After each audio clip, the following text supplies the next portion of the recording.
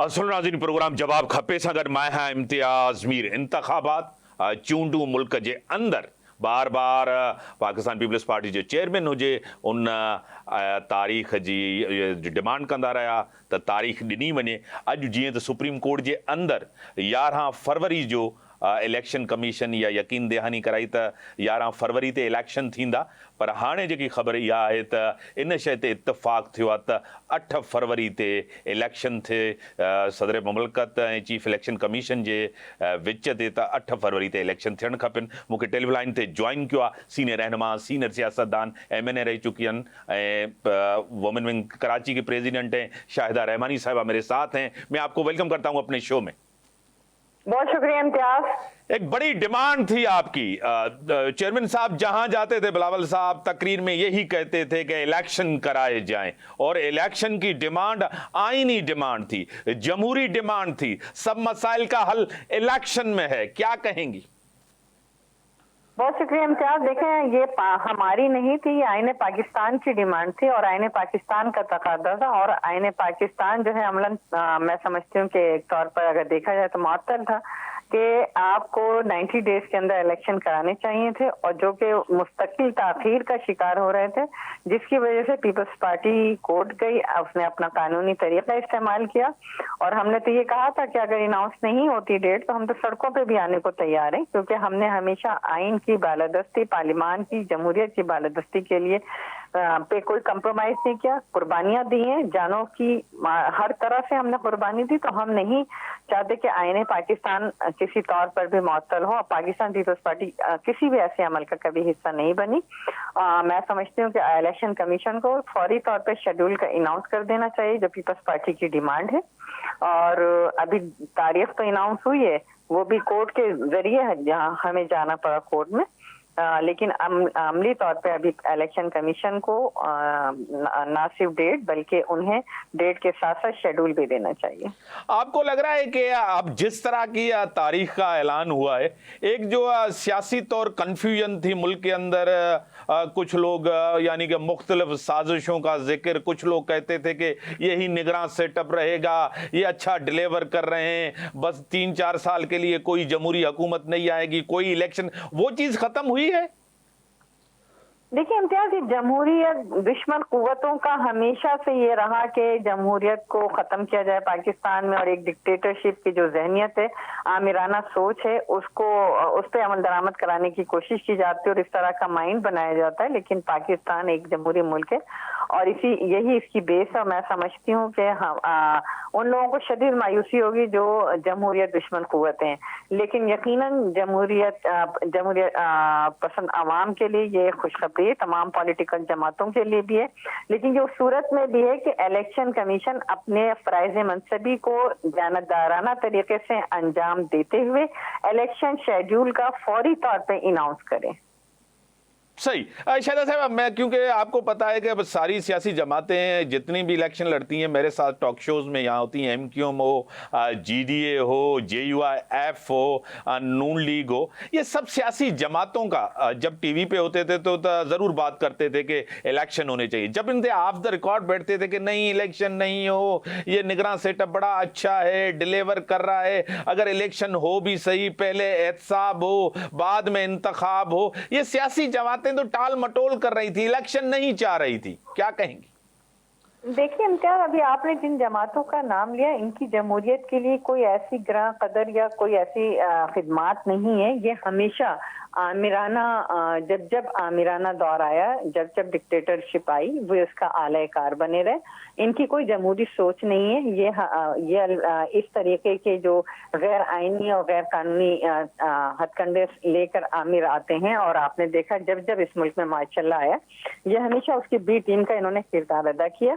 तो ये किस तरीके से जमहूरियत की बात कर सकते हैं? जमहूरियत के लिए अगर किसी पार्टी ने पाकिस्तान में जद्दोजहद की, कुर्बानियां दी, जानों की कुर्बानियां दी, कैदोबंद की सऊकतें बर्दाश्त की, तो वो है पाकिस्तान पीपल्स पार्टी, जिसने कभी ये नहीं सोचा कि हम ही इक़्तिदार में होंगे। उसने हमेशा मुल्क में जमहूरियत के लिए आप देख लें 2008 से जब तक का तसलसल है उसमें 8 से 13 तक और फिर 13 के इलेक्शन के नताइज पर हमें बहुत तहफ़्फ़ुज़ात थे और सदर ज़रदारी साहब ने कहा कि यार इलेक्शन था, लेकिन उसके बावजूद पीपल्स पार्टी को इलेक्शन लड़ने की कैंपेन की इजाज़त नहीं थी। हमारे कैंडिडेट्स को अगवा किया गया, हमले किए गए, लेकिन उसके बावजूद हमने जमहूरियत के खातिर मुल्क में उसको कबूल किया। ट्रांजिशन ऑफ पावर हुई बड़े, और उसके बाद आपने देखा 2018 के इलेक्शन में तमाम पार्टीज को तहफ़्फ़ुज़ात है, लेकिन हमने जमहूरियत को डिरेल नहीं होने दिया। 2014 के धरना हो या 2018 के इलेक्शन हो, और अभी भी आपने देखा कि पहली मर्तबा अगर चेंज हुई, बहुत सी पार्टियां जो थी पीडीएम में शामिल थी, पीपल्स पार्टी भी उसमें शामिल थी, लेकिन जब उन्होंने कहा कि जी इस्तीफे दें, हमने उसका कोई हिस्सा नहीं बने। और पाकिस्तान पीपल्स पार्टी की जो पॉलिसी थी कि वोट ऑफ नो कॉन्फिडेंस, यानी जमहूरी तरीके से आईनी तरीके से हुकूमत चेंज हो, वो उसमें देखा कि हमें बड़ी कामयाबी हुई पाकिस्तान की तारीख में। तो हमेशा पाकिस्तान पीपल्स पार्टी ने ये जद्दोजहद की, इसकी कोशिश की, और आज भी जो ये फैसला आया है ये भी पीपल्स पार्टी की मैं समझती हूँ कि जद्दोजहद है। जो हम कोर्ट में गए, हमारी लीगल टीम गई, और चेयरमैन साहब का बार बार का इसरार था, और अल्हम्दुलिल्लाह आइन की मैं समझती हूँ, लेकिन ये शेड्यूल आना बहुत जरूरी है। शाहिदा साहब, आपको खुद पता है मियां साहब जिस तरह आए, जिस तरह प्रोटोकॉल दिया गया, जिस तरह की बातें की जा रही है मुल्क के अंदर कि मियां साहब वजीर आजम बनने आए, जिस तरह मोहतरम जनाब आसिफ अली जरदारी साहब ने कहा है कि मैं नवाज शरीफ को वजीर आजम बनने नहीं दूंगा, हम आवाम की ताकत से आएंगे, आपको भी यही लग रहा है कि मियां साहब को जिस तरह यानी कि लाया गया है और जिस तरह आए हैं, इसके पीछे जो है एक डील नजर आ रही है आपको? देखिए इम्तियाज, इसमें कोई ढकी छुपी बात नहीं है। एक ऐसा शख्स जिसको अदालत ने सजा दी हो, जो अदालत से मुजरिम हो, और उसको जिस तरीके से प्लेटलेट्स का बहाना करके, बीमारी का बहाना करके भेजा गया, और उसके बाद वहां उसने इलाज नहीं कराया, बल्कि वो आराम से एक पुरताइश जिंदगी बसर करता रहा, और उसके बाद हालात का इंतजार करता रहा जब उनके हक में हालात हुए। तो मैं तो एक पॉलिटिकल फिगर हूँ, शख्सियत हो या वर्कर हो, लेकिन आप ये देखें कि एक आम आदमी को भी ये नजर आ रहा है, क्या सदर जरदारी साहब जब कोर्ट में थे और जब उनको अरेस्ट किया गया था, उनकी तबीयत खराब थी, तो क्या जजिस ने ये नहीं कहा कि इन्हें स्ट्रेचर पे डाल के लाया जाए? लेकिन एक शख्स जो कि सजा याफ्ता है, बाहर मुल्क में आरामदायक जिंदगी बसर कर रहा था, और जब यहाँ आता है तो बजाय उसके कि उसको गिरफ्तार किया जाए, बल्कि उसकी पहले से जमानतें दे दी जाती हैं, और उसके बाद जो उसका बायोमेट्रिक है वो वीआईपी लॉन्च के अंदर बैठ के किया जाता है। क्या ये किसी आम आदमी को या किसी पॉलिटिकल पार्टी की लीडरशिप, किसी और लीडरशिप को इस तरह की फैसिलिटीज मिली? तो ये तो हम सब ने देखा कि एक तरह इस शख्स को लाया गया, किस तरीके से उसके लिए राय हमवार की जा रही है। 2018 वाला जो इलेक्शन था उसकी तारीख को दोहराने की कोशिश की जा रही है, लेकिन हम इंशाअल्लाह ताला बिल्कुल सदर जरदारी साहब ने जो कहा, बिल्कुल हर बहर मैं समझती हूँ कि बिल्कुल दुरुस्त है कि आवाम की ताकत का सरचश्मा आवाम है, और आवाम अपने वोट के जरिए तब्दीली लेकर आएंगे। किसी इस तरह के शख्स को मुसल्लत नहीं होने देंगे जिसे आवाम वोट ना दे। शाहिदा साहब, जिस तरह आपसे पहले मायजा हमीद साहिबा थी, उन्होंने कहा पीपल्स पार्टी ने 15 साल में क्या किया है। उन्होंने इल्ज़ामात भी लगाए करप्शन के, कह रहे हैं कि हमने मोटरवेज बनाए, बड़ी अच्छी हुक्मरानी नून लीग की रही। मैंने उनसे पूछा कि 15 महीने 16 महीने पीडीएम ने क्या किया। शाहिद खाकान अब्बासी साहब ने खुल के बताया है कि आपकी कारकर्दगी अच्छी नहीं। वो कह रहे हैं कि पीपल्स पार्टी ने कोई सिंध के अंदर डिलीवर नहीं किया, वजीर आजम मियां साहब बनेंगे, क्या कहेंगी? देखिए, वो अपना पॉलिटिकल स्टेटमेंट दे सकती हैं, लेकिन अल्हम्दुलिल्लाह सिंध के आवाम पाकिस्तान पीपल्स पार्टी को मुंतखब करते हैं। अगर डिलीवर किया है तो लोग हमें बार बार मुंतखब कर रहे हैं, और आप जैसे मैंने पहले भी अर्ज किया कि आवाम के वोटों से हुकूमतें आती हैं, और जमहूरियत की यही खूबसूरती होती है। सिंध के अंदर हमने डिलीवर किया। ना सिर्फ ये, आप उनसे पूछते कि आप साउथ पंजाब से हैं, क्या आपके यहाँ इलाज की वो सहूलतें हैं? नहीं है, तो जब भी तो आपके साउथ पंजाब केपी के से लोग इलाज के लिए हमारे सूबे सिंध में आते हैं। ये हमारे लिए ऑनर है कि बाईपास हो या छोटे दिल का छोटे से लेके बड़ा इलाज हो, लाखों रुपए का फ्री ऑफ कॉस्ट होता है। सिर्फ यही नहीं, आप गंबड़ जैसे इलाके में देखें जहां लीवर ट्रांसप्लांट, और इस तरह आप ये देखें कि कैंसर का फ्री ऑफ कॉस्ट जो है वो इलाज यहाँ पर सिंध के अंदर, कराची के अंदर हो रहा है, और पूरे पाकिस्तान से लोग और दुनिया से आ रहे हैं। वो इलाज जो 20-25 करोड़ रुपए में होता था, यहाँ फ्री हो रहा है। तो मैं समझती हूँ कि ये सिंध गवर्नमेंट ने खिदमत की है आवाम की, और यही वजह है कि आवाम ना सिर्फ इलाज बल्कि हमने एजुकेशन है तो लोग तालीम के लिए यहाँ आते हैं, रोजगार के लिए यहाँ आते हैं। तो यही हमारे लिए बहुत बड़ी अचीवमेंट है कि हम उन सब की बिला जात पात रंग नस्ल हम सब की खिदमत कर रहे हैं, और खिदमत ही पीपल्स पार्टी का हमेशा से शार रहा है। बड़ी मेहरबानी। पाकिस्तान पीपल्स पार्टी जो पॉइंट ऑफ व्यू आयो त असां आवाम जी ख़िदमत में पीपल्स पार्टी जी जीत हूंदी त इलेक्शन जी तारीख़ जो ऐलान थिए, शेड्यूल अचे। नाज़रीन, ब्रेक जो टाइम थियो आहे, ब्रेक खां पोइ था अचूं।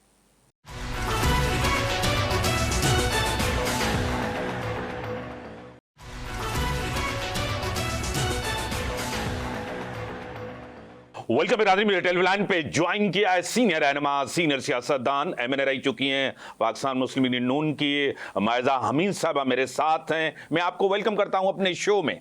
जिस तरह इलेक्शन का ऐलान हुआ है, इत्तेफाक हुआ है कि 8 फरवरी को इलेक्शन होंगे, क्या कहेंगी? जो मुल्क के अंदर एक कंफ्यूजन थी इलेक्शन के हवाले से, वो खत्म हुई है? आई थिंक इलेक्शन के हवाले से कोई कंफ्यूजन नहीं थी। इलेक्शन कमीशन ने डेट दी थी। हाँ, तजवीज दी है प्रेसिडेंट साहब ने, तो आपस में इनकी अगर मुशावरत हो गई है और एक डिसाइड हो गया है तो ठीक है, वेलकम करते हैं हम इसको।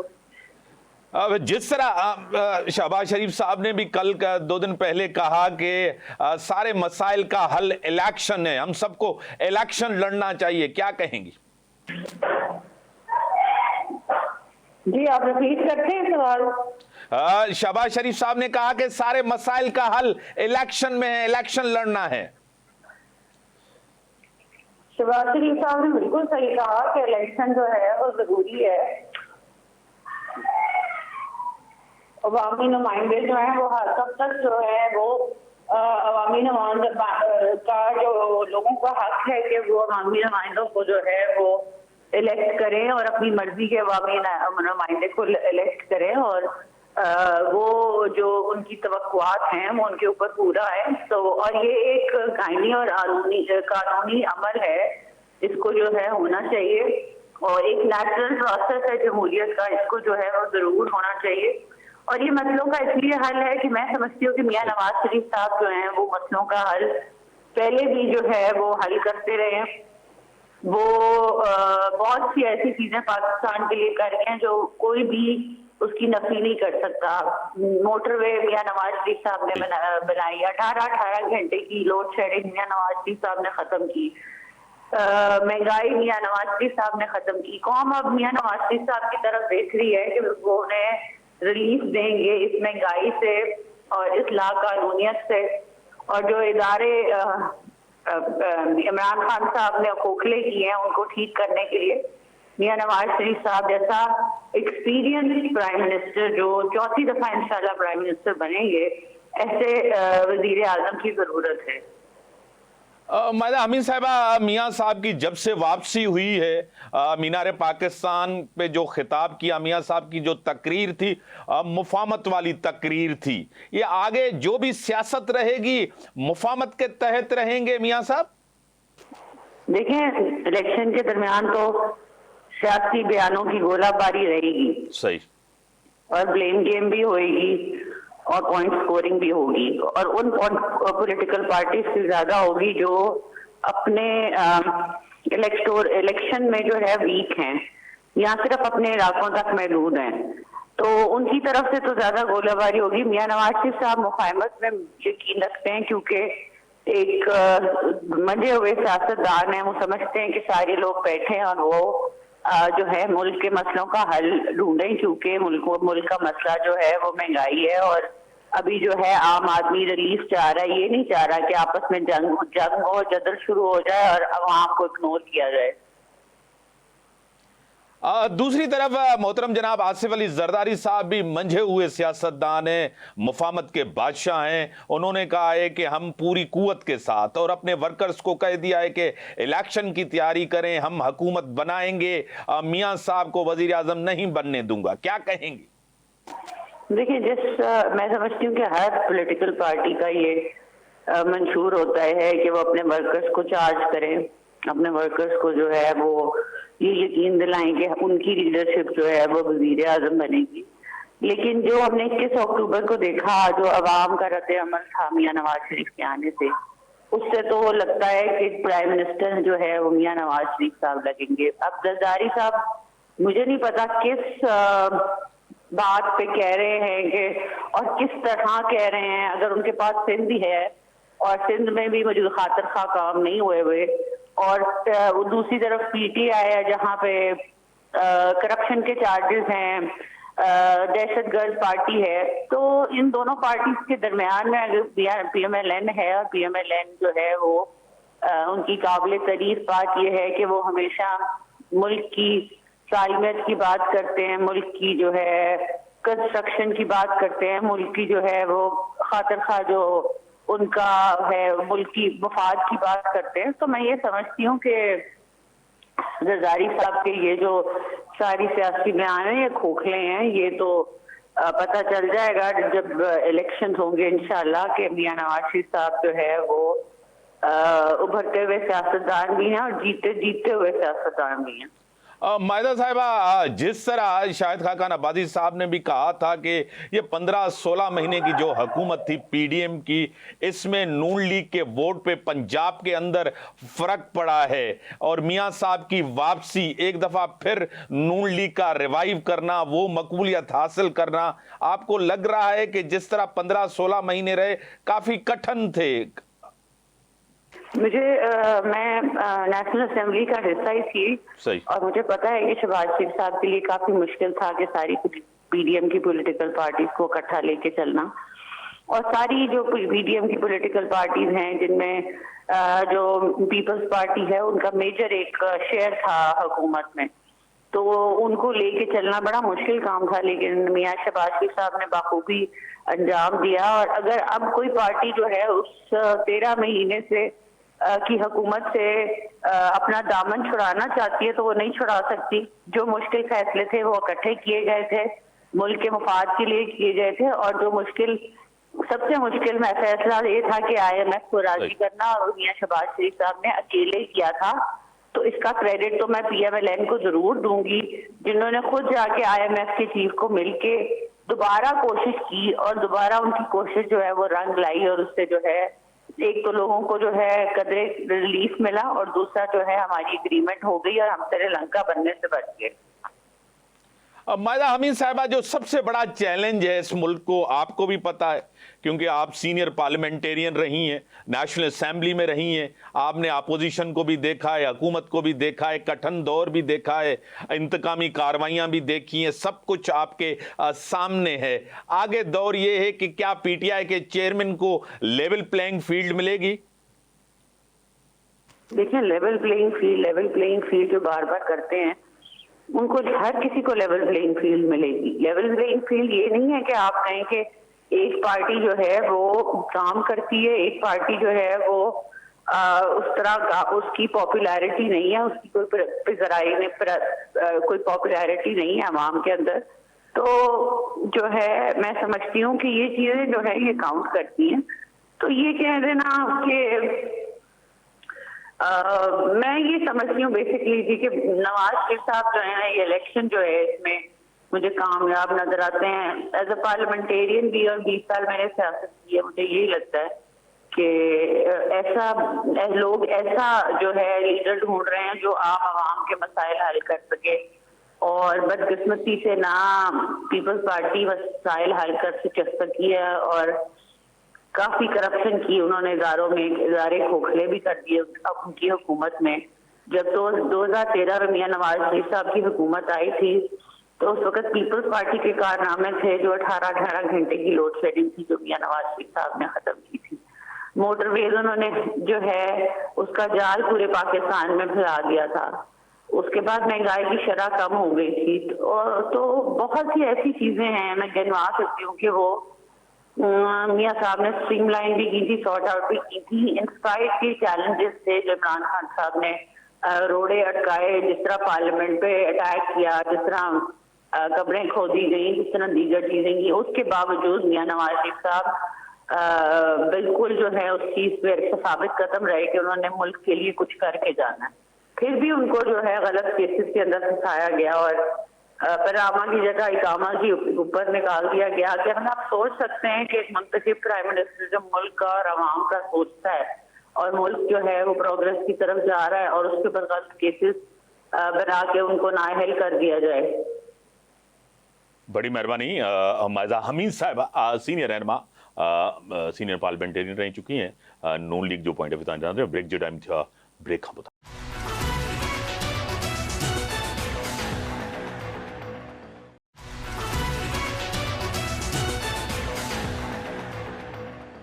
Welcome back. नाज़रीन मीडिया टेलीलाइन पे ज्वाइन किया है पाकिस्तान के मारूफ कानूनदान मोहतरम जनाब मोहम्मद अकरम शेख साहब मेरे साथ हैं, किसी तारफ और तारीफ के मोहताज नहीं है। सर मैं आपको वेलकम करता हूं अपने शो में। बहुत शुक्रिया मीर साहब, बहुत बहुत शुक्रिया। शेख साहब, इलेक्शन की तारीख का जिस तरह मुशावरत हुई है प्रेसिडेंट की, चीफ इलेक्शन कमीशन की, 8 फरवरी को इलेक्शन होंगे, क्या कहेंगे इलेक्शन के ऊपर? मीर साहब, ये सदर साहब के पास तो सुप्रीम कोर्ट ने कहा ना कि सारे फरीकैन इस बारे में इत्तेफाक करें। सही। तो सुप्रीम कोर्ट की जो है वो इंटेलिजेंस से मीटिंग हुई सदर साहब के पास और मीटिंग एक तारीख तय हुई। ये बहुत अच्छी और खुशाइंद बात है कि पाकिस्तान में इंतखाबात के अमल की तारीख हो गई और इंतखाब की तारीख का ऐलान कर दिया गया। ये हमारे जो डेमोक्रेटिक प्रोसेस है उसको कंटिन्यूएशन के लिए ये नागुज़ीर है। इंतखाबात के बगैर जो सोवरन अथॉरिटी है, जो हमारे दस्तूर पाकिस्तान के मुतल्लिक जो रब्बे कायनात जिसके मालिक और मुख्तार हैं और अवाम उसके चोजन रिप्रेजेंटेटिव हैं, उनके इंतखाब की तारीख का ऐलान होना बहुत खुशाइंद है। और मैं समझता हूँ कि ये दस्तूर की सोल एंड स्पिरिट के मुताबिक सुप्रीम कोर्ट का फैसला, और सुप्रीम कोर्ट ने बहुत ही अच्छा जो ये स्टेप था वो आज उन्होंने चीफ जस्टिस साहब ने वीकेंड को भेजा गया मुशावरत करें सदर साहब से भी, इलेक्शन कमीशन से भी, और कंसेंसस के साथ एक तारीख तय करें। तो सबसे अच्छी और खुशी की बात यह है कि सब फरीकैन जो तनाज़ा में फरीकैन है वो सब इस बात पे मुत्तफिक हैं कि 8 फरवरी को इंतखाबात हो जाएं।